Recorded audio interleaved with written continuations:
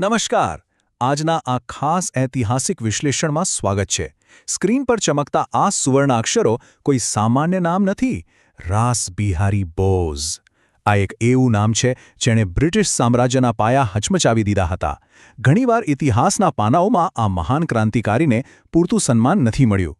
તો આજે આપણે માત્ર ઉપરછલ્લી વાતો નથી કરવાના. ચાલો આ ઐતિહાસિક સફરમાં ઊંડાણપૂર્વક ઉતરીએ અને સમજીએ કે કેવી રીતે એક સામાન્ય યુવાને બ્રિટિશરોની ઊંઘ હરામ કરીને એક આખી ક્રાંતિકારી સેના ઊભી કરી દીધી. વિભાગ 1 પ્રારંભિક જીવન અને શિક્ષણ. આખરે આ ક્રાંતિકારીના મૂળ ક્યાં જોડાયેલા હતા તે જાણીએ.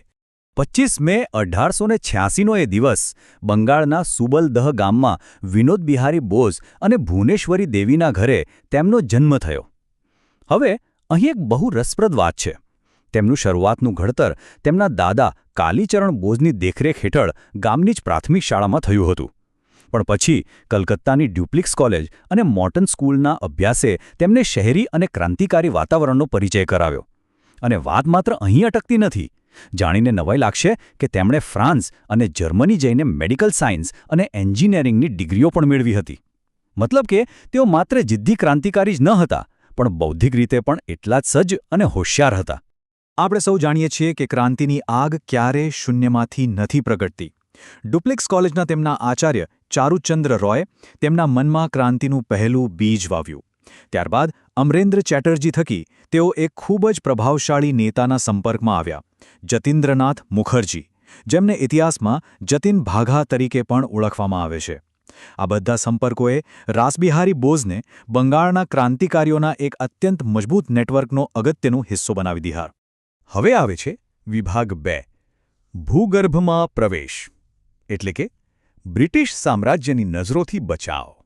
વર્ષ 1908 પ્રખ્યાત અલીપુર બોમ્બ કેસની તપાસ તેજ બની હતી અને તેનાથી બચવા રાસબિહારી બોઝે પોતાનું વતન બંગાળ છોડવું પડ્યું. અહીં તેમનું ભેજું જુઓ.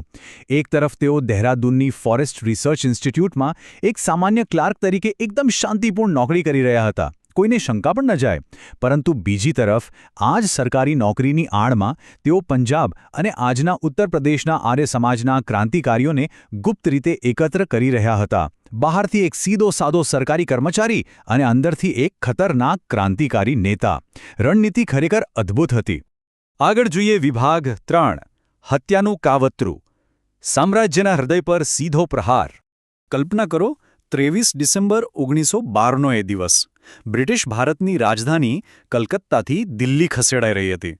વાઇસરોય લોર્ડ હેસ્ટિંગ્સ પૂરા રાજવી ઠાટમાટ સાથે એક ભવ્ય સરઘસમાં દિલ્હીના લાલ કિલ્લા પાસેથી પસાર થઈ રહ્યા હતા. બરાબર એ જ વખતે અમરેન્દ્ર ચેટર્જીના સાથી વસંતકુમાર વિશ્વાસે મનિન્દ્રનાથ નાયકે જાતે તૈયાર કરેલો દેશી બોમ્બ સીધો વાઇસરોય પર ફેંક્યો. એકદમ ફિલ્મી દૃશ્ય જેવું જ. કમનસીબે નિશાન સહેજ ચૂકી ગયું અને હત્યાનો પ્રયાસ નિષ્ફળ રહ્યો.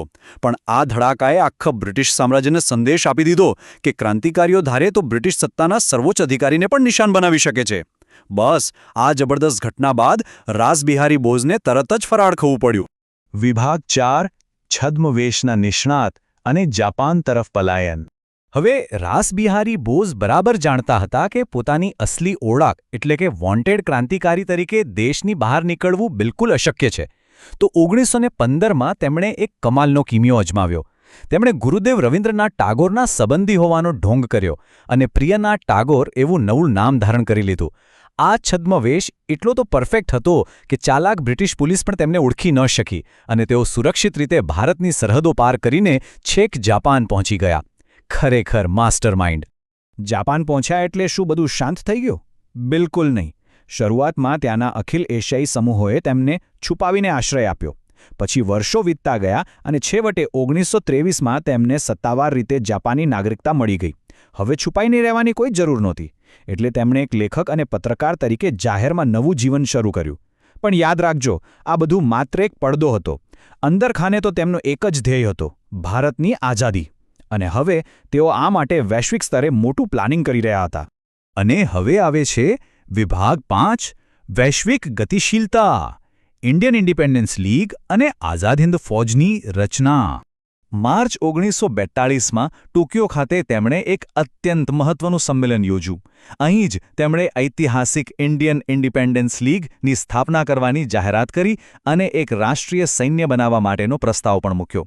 આના માત્ર 3 જ મહિના પછી જૂન 1942માં બેંકોકમાં બીજું સંમેલન યોજાયું.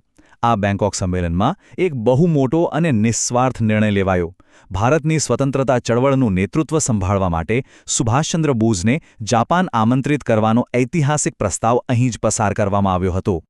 આપણે સૌ આઝાદ હિન્દ ફૌજનું નામ પડતા જ સીધા સુભાષચંદ્ર બોઝને યાદ કરીએ છીએ, સાચું ને?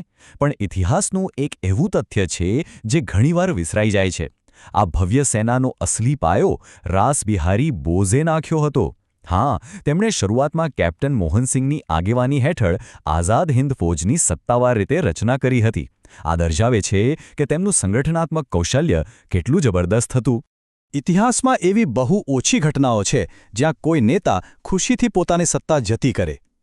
જૂન 1943માં એક એવી જ ભાવનાત્મક અને મહાન ક્ષણ આવી જ્યારે સુભાષચંદ્ર બોઝ જાપાન પહોંચ્યા.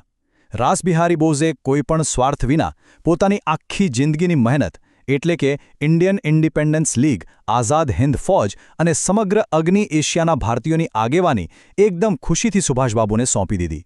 દેશ માટે આટલું મોટું સર્વોચ્ચ કાર્ય કર્યા પછી પણ પદ કે સત્તાનો સહેજ પણ મોહ નહીં. આ છે એક સાચા દેશભક્તની અસલી નિશાની. અંતિમ વિભાગ, વારસો અને અંતિમ દિવસો, વિદેશી ધરતી પર મળેલું સર્વોચ્ચ સન્માન.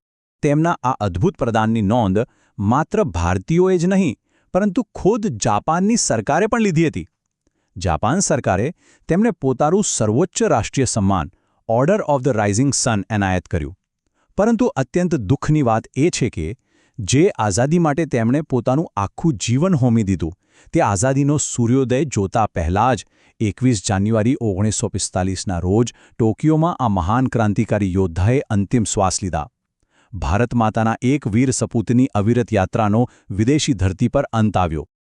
સ્ક્રીન પર દેખાતા આ શબ્દો, આજ તુझे સલામ, એ માત્ર ઔપચારિકતા નથી પરંતુ એક આખા રાષ્ટ્રની ઊંડી કૃતજ્ઞતા છે. અલીપુરથી લઈને દહેરાદૂન સુધી અને દિલ્હીના લાલ કિલ્લાથી લઈને છેક જાપાનના ટોક્યો સુધી રાસબિહારી બોઝે સંઘર્ષનો એક એવો માર્ગ કંડાર્યો જેણે ભારતની આઝાદીના પાયા મજબૂત કર્યા. ભલે તેઓ સ્વતંત્ર ભારતનો ખુલ્લો શ્વાસ ન લઈ શક્યા, પરંતુ આપણે જે આઝાદી માણી રહ્યા છીએ તેમાં તેમના બલિદાનની મહેક કાયમ રહેશે. આજના આ ઐતિહાસિક વિશ્લેષણ દ્વારા તેમના અદ્ભુત જીવનને સમજ્યા પછી એક પ્રશ્ન ચોક્કસ થાય કે આપણા ઇતિહાસમાં આવા બીજા કેટલા અદૃશ્ય નાયકો હશે જેમના વિશે આપણે હજુ ઘણું જાણવાનું બાકી છે. આઝાદીના આ મહાન સપૂતને આપણા કોટી કોટી વંદન. આજના આ સફરમાં જોડાવા બદલ આપનો ખૂબ ખૂબ આભાર.